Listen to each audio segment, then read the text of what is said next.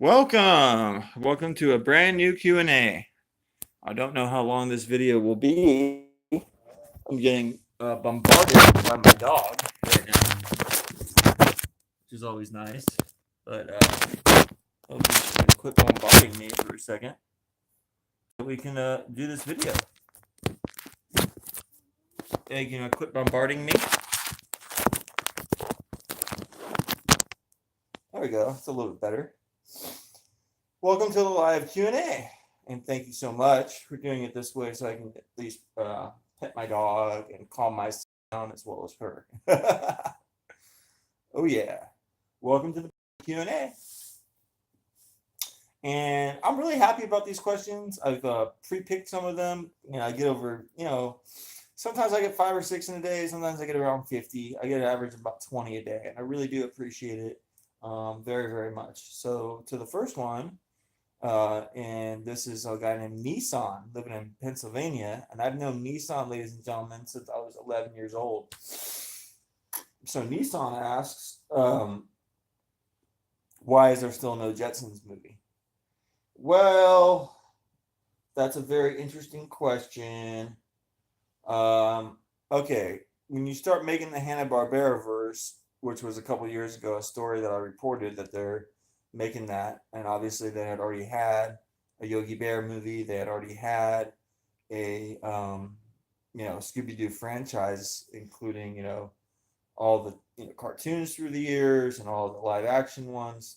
So it became kind of a deal about when exactly a new Flintstones and when a new Jetsons one would get going. They still haven't occurred yet. So Scoob, Scoob, more of a comedy, maybe a digital animation movie about Scooby, is in production right now through Warner Brothers and this Hanna-Barbera cinematic universe. But it's not exactly going at the pace that they imagined that it would. In fact, I think it has a 2020 release date. I could see it getting pushed back significantly still. So your question is very interesting when you think about in the terms of, I think it was 1994 when we got the Flintstones first movie. Second one, I believe, was in the early 2000s or late 90s.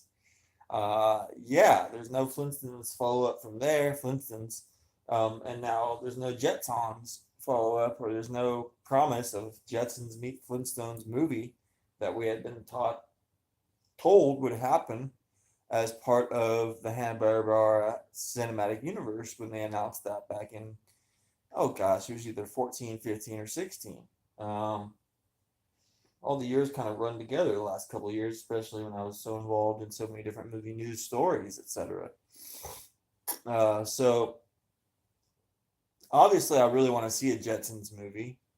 There was talks that Conan O'Brien was going to play George Jetson at one point. Now, I might as well just have it be that the hitmaker Ryan Reynolds is playing George, and it's more of a hipster dad, George Jetson in space type family. And you got to adapt with the times. There's not really any other prominent redheads. I would have taken Charles Grodin back in the day as George. I would have taken Steve Martin in a wig. I would have taken, Chevy Chase playing it in a certain way. But all those guys may as well just, maybe they can be in cameos as maybe George's grandfather or something. Obviously, Spacely Sprocket, I think DeVito still could play him, but I wouldn't mind getting a little more creative with the casting on that. Maybe putting Spacely Sprocket not only in a different, maybe in a different kind of mold in a way. Elroy, one of the more marketable characters, you would think, in a reboot of this. Anyone's guess about who would play that. I mean, from Jacob Tremblay. And, I'm a huge fan of the Jetsons movie. So they've made that. That was in 1990, and Tiffany replaced Judy Jetson doing the voice. So that just shows you what kind of weird decision that was. Tiffany was still kind of a big deal, I guess, in 1990, and due to the Judy Jetson getting replaced like that, it created some bad blood. But that, of course, has nothing to do with any of this. That would all get water under the table or water under the bridge if there was a Jetsons movie announced, because they more than likely would bring in someone else at this point, or bring her back. And either way, it wouldn't be as big of a deal. You'd understand the decision, um, be it to go with her or to go without her. It's oh gosh, got a dog that's maybe disagreeing with me about the Jetsons movie. Who would you like to see play Astro? You're just upset you couldn't play Astro in a space movie. Anyway, yeah, there's so much cool stuff in the Jetsons. It would be really cool to see the dog on the treadmill. It'd be really cool to see Rosie brought to life. I mean, how exactly would they do Rosie? I hope it wouldn't be all CGI. I hope there'd be some practicality to it, but it would probably be CGI because they want it to look as futuristic as possible and not clunky. I'd love them to go to Las Vegas. In fact, those were my favorite episodes of the Jetsons show when they went to Las Vegas. Showing their school, Little Dipper Academy or whatever, and wherever she goes to high school. Maybe still show Judy involved in the music business. Sure, still show Jane to be, shopping and all her stuff. But I don't know. My guess is, and thank you so much for the question, Nissan. I'll go ahead and, Warner Bros. Kind of shut down information after I was able to, figure out so much information about what they were doing the last 6-7 years. But I'll keep trying to look into it for you because obviously I'm really interested as well. And I'm seeing basically if they're going to reboot Yogi, so we're waiting on that. And if I'm pretty sure that's with a different studio, so we're waiting on that results, then we're going to be waiting a while because I heard that's not going well. But we're waiting on the results of Scoob, and maybe Scoob would tease some futuristic relic, or maybe the Jetsons would appear in Scoob. I don't know. I feel that that's probably the best way to do it, is just have the Jetsons sneak in to Scoob, and they can give a couple clues and send Scooby and Shaggy on the right path. I legitimately think that the best chance for the Jetsons movie to occur is for them to start out in another movie. I really do. Sure, Hanna-Barbera is not Marvel, but Marvel was pretty sneaky not sneaky, but they snuck a lot of stuff in their movies through the years. They're packed with different other characters and this and that. And that's kind of how you have to roll with Scoob. If Scoob's supposed to be more like comic book style detective, hip dog named Scoob, I guess. I don't know. Maybe not Scooby Doo anymore. Who knows? But I thank you very much, and I think that's probably the best way is that either Scoob is a real bona fide hit, makes at least 450 million worldwide. Like that's the number that you need to get made in order to go forward. Or it's a huge hit, and in being a huge hit, they put some really cool reference or direct showing of the Jetsons as the Jetsons are helping them on a clue path or something like that. So that's, short answer, long answer, why we haven't seen a Jetsons movie just yet. Well, thank you so much for that question. And the next one, it was from Fern in New Mexico, and she's a longtime follower of my work. I appreciate that very much. And she wanted to know what is my favorite or most underrated Tobe Hooper movie. Well, may he rest in peace. I did get to know him quite well. Very easy answer to this question. Life Force. I feel Life Force is one of the more underrated movies of all time. An opus of sorts. A really balls to the wall action, horror, sci-fi, post-apocalyptic zombie movie, vampire movie. I don't know what you'd call it.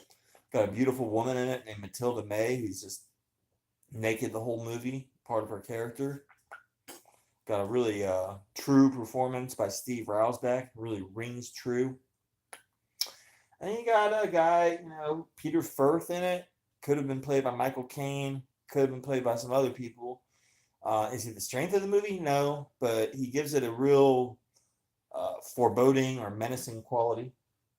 Then you got a guy like Patrick Stewart, who would go on to be, quite famous. Um, does a really good job in the film as well.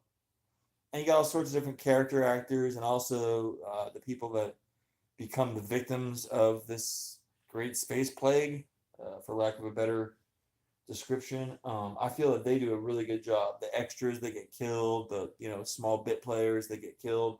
Not always do the people die really well, and they die really really well in Life Force, or they blank really really well. Whatever happens to them, I'll leave it at that. If you've never seen it, if you've never seen Life Force, don't expect everything effects wise to hold up, but admire that they tried and that they were done as a practical way. And I'd say expect a lot of them to hold up, though, actually, quite a few, except maybe some stuff at the beginning when they're in space or venturing. You may be like, what the heck is this? But once, they're back from space and the plot can kind of unravel as it does, you have yourself a really good detective, horror, sci-fi, action, not going for comedy, but some comedy in it. Um, Movie set in London, where Toby Hooper was given basically told to go make a kick-ass movie, and he did. He'd make Invaders from Mars and then Texas Chainsaw Massacre 3 as to fill out his contract with Canon, because Life Force, they spent so much on it, I believe, or whatever. He didn't spend that much, but they were running out of money to market it. In fact, I never remember the movie coming out, and I was very conscious of movies for a 4 or 5 year old. I would know every movie coming out weeks before it came out, or know all the ads and everything like that. So I barely remember Life Force at all. And seeing it as an adult for the first time, I love the movie. I wish other movies of the era wouldn't have gotten as much attention. I mean, I know people out there like Ladyhawke. I love Rutger Hauer, but if I could have taken Rutger Hauer and have him play the Peter Firth role and have Life Force get received well, which is kind of an art of it itself. I guess Toby Hooper had ran people rubbed people the wrong way at a certain point. But if I could make those changes, like I just said, like Ladyhawke, go find some other actor. We're taking Rutger Hauer, we're putting him in the Peter Firth role. Then Life Force would be basically like an Oscar caliber movie, in my opinion. And like people would be talking about it like Blade Runner and stuff like that. Because I swear to God, I mean, you got zombie. I love Harrison Ford, but he's sleeping his way through Blade Runner, and Rutger Hauer's performance is the only thing I'll ever remember about Blade Runner. So it's not even that I dislike it that much. It's just everyone else is kind of at this one pulse or one tone, one kind of ebb or flow, and then he's the only one that's alive, and it looks alive at least. Again, I'm not really shitting on the movie. It's just not my style overly. I don't dislike it. I do like it, but yet I feel Life Force is a far superior movie, and would be even more further superior if they were able to take Rutger Hauer and put him in.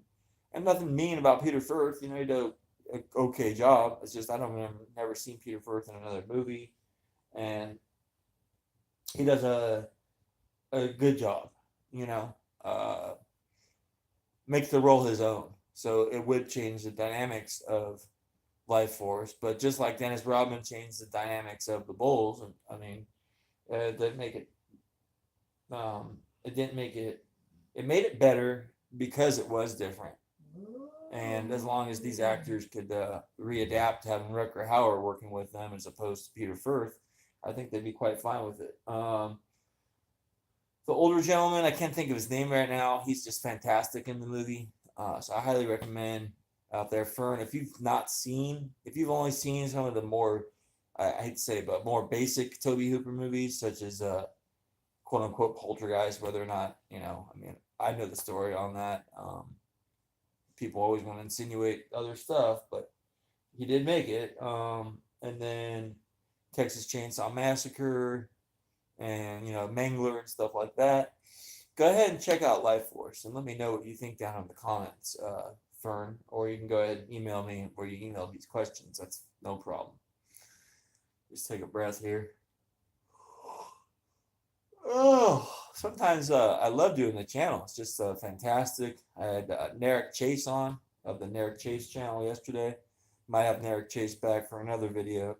In my previous video, we discussed all the movies that were based on toys or board games that have been converted to movies, and some of the stalled ones, such as Monopoly and a new He-Man, and oh, we didn't mention the new Clue, which was my error. We did talk about the old Clue, but on the strength of Deadpool, Fox said they're going to greenlight Clue with Ryan Reynolds playing, I believe, Colonel Mustard or Mr. One of the characters, and him producing it. But now with this merger, obviously, there's about 35 questions I have, but that's one of them. What will happen to the Clue movie and other movies that Ryan Reynolds announced? And legitimately, what's going to happen to that murder on the, what was the first one called? Orient Express. The Murder on the Nile was being made. Is that ever going to get released? Because I haven't heard much more about that one. So anyway, and this next question, oh my gosh, you all right over there? Jesus. From Adam in Monrovia, old friend of mine, worked in the newspaper business, and he writes, "What are the main things I'm concerned with the Fox merger?" Main things I'm concerned with was some of the stuff I've expressed already. You know, I really like some underrated Fox and MGM movies through the years. Fox had the rights to MGM, and Disney now has the rights to all Fox. What happens to those movies?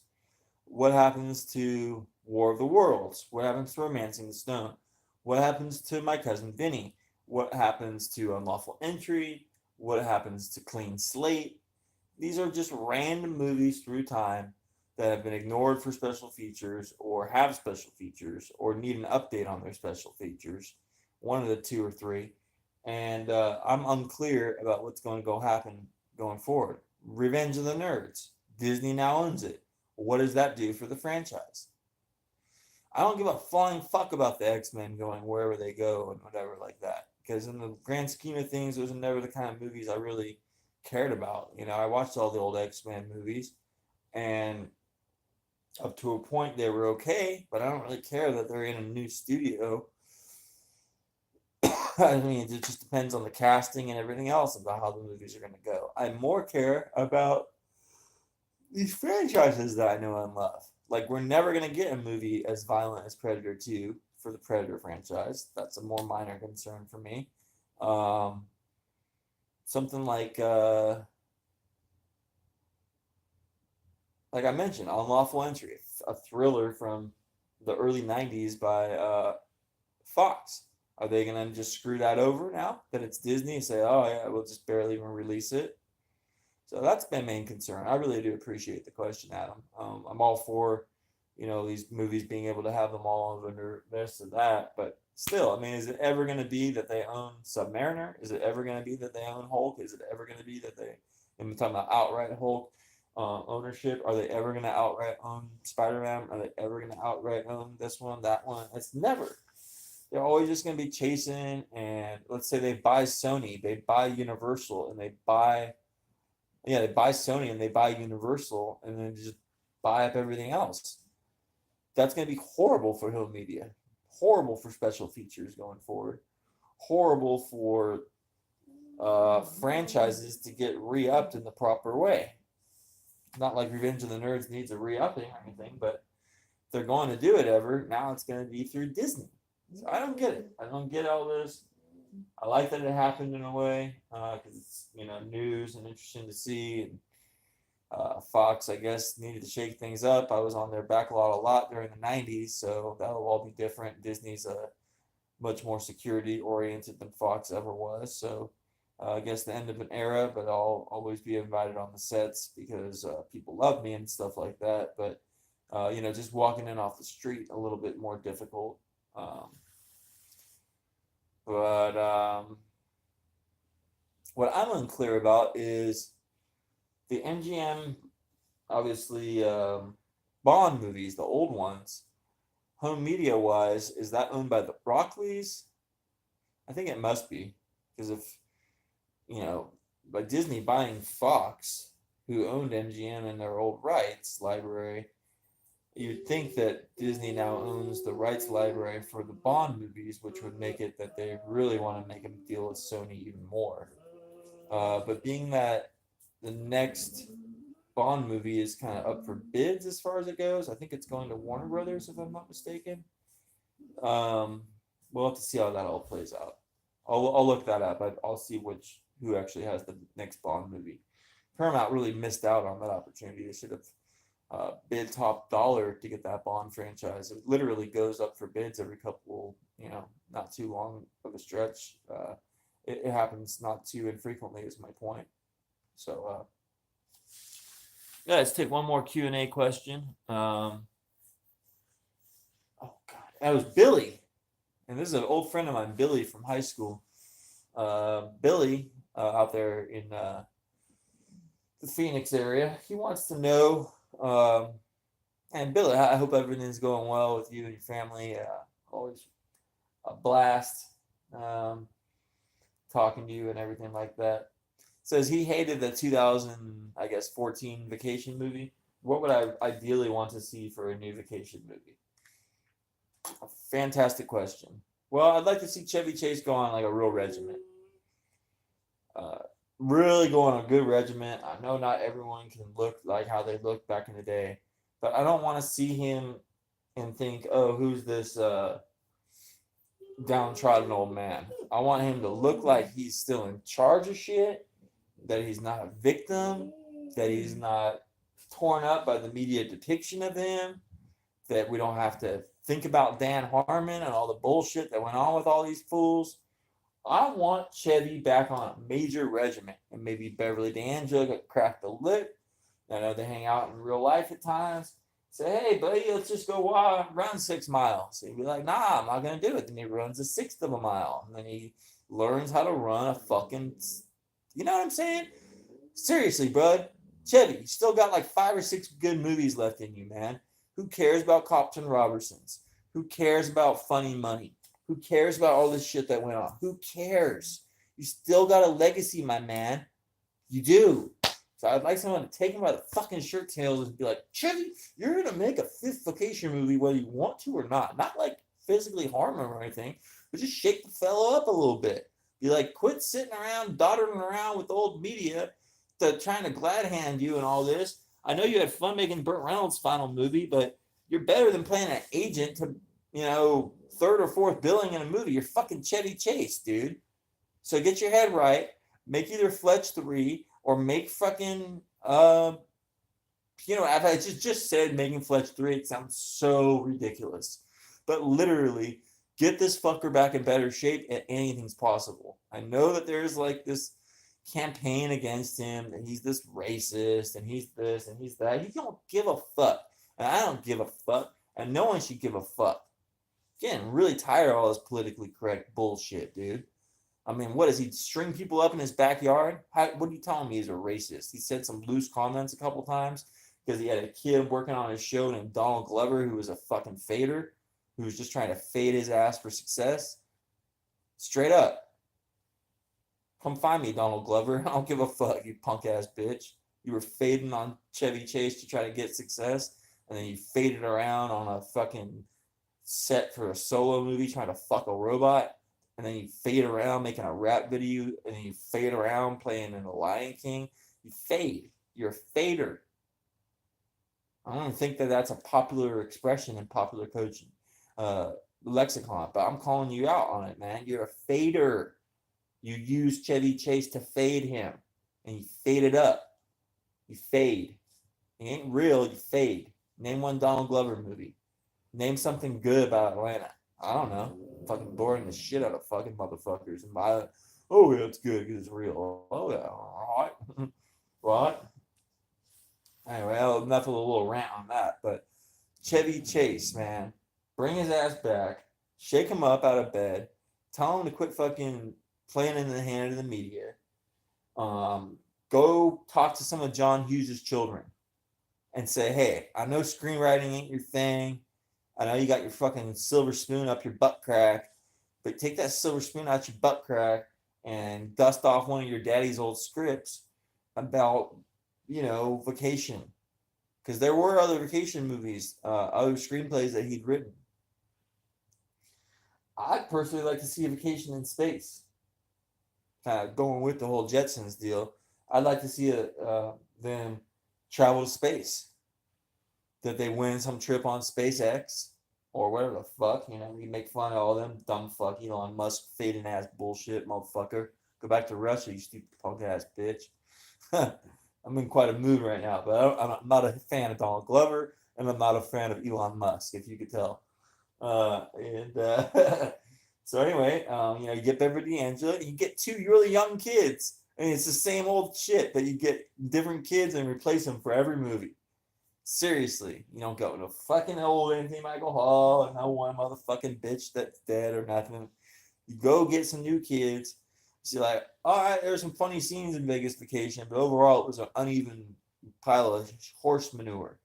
So let's go ahead and act like that didn't even happen and just go right to National Lampoon's Space Vacation. How can you beat that movie? Mars Vacation. You know what I'm saying? Put them in space.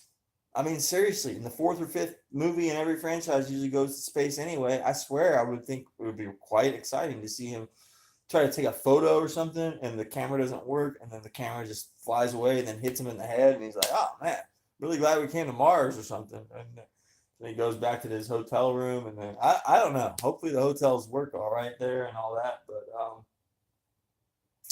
that's basically it, everybody. I hope you enjoyed this Q&A. And I hope Vacation goes to space in its fifth installment. More than likely, they'll probably try to reboot it again or just let it sit for a while. And then I never saw the second half of the new Vacation movie. I'm really glad I didn't put myself through it. Sometimes when I'm in a theater, I'm like, how much more of this shit do I want to put myself through? Or when I'm watching a movie at home. And I don't like feeling captive, so I feel bad for critics, but they're getting paid at least. But I'll never see probably that last part of that Vacation movie. So I hope to God that they just start the whole thing all over again because that was a really bad film. Bye for now, everybody.